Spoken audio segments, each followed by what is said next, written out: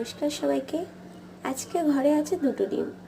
দুটো ডিমে আমি কী বা করবো, তো চলো দুটো ডিম দিয়ে কী এমন করলে সবাই খেতে পারে দেখানো যাক।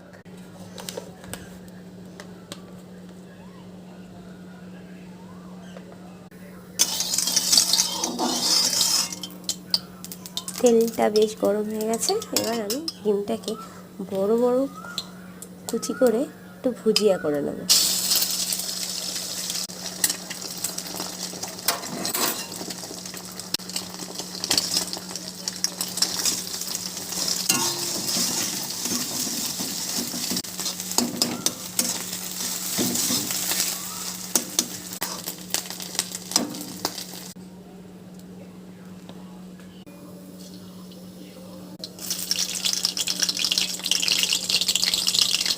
তেলের মধ্যে জিরে, কাঁচা লঙ্কা, ছোটো ছোটো করে কুচি করা পেঁয়াজ দিয়ে ভালো করে লাল লাল করে ভেজে নিয়ে এবারে আমি টমেটোর কুচিটা দিয়ে হালকা করে নেড়ে চেড়ে এবার আলু কুচানো, যেটা ডুমো ডুমো করে আলু কুচিয়েছিলাম সেটাকে দিয়ে ভালো করে নেড়ে চেড়ে একটু লবণ, একটু হলুদ দিয়ে একটু ভাজা ভাজা হয়ে নেব। ভাজা ভাজা হয়ে আসলে এর মধ্যে আমি দিয়ে দেবো জিরে আদা বাটা।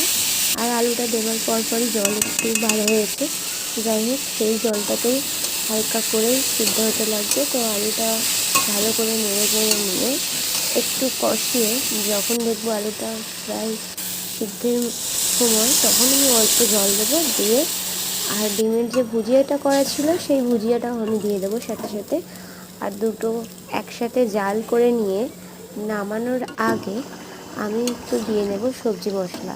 সবজি মশলা দিয়ে আবার একটু জাল করে নিয়েই আমার ডিমের ভুজিয়া দিয়ে আর আলু দিয়ে একটা এমন তরকারি করে ফেললাম যেটা রুটি দিয়েও খেতে পারবে, ভাত দিয়েও খেতে পারবে। আর দুটো ডিম দিয়ে 4 জনের মতো তরকারি।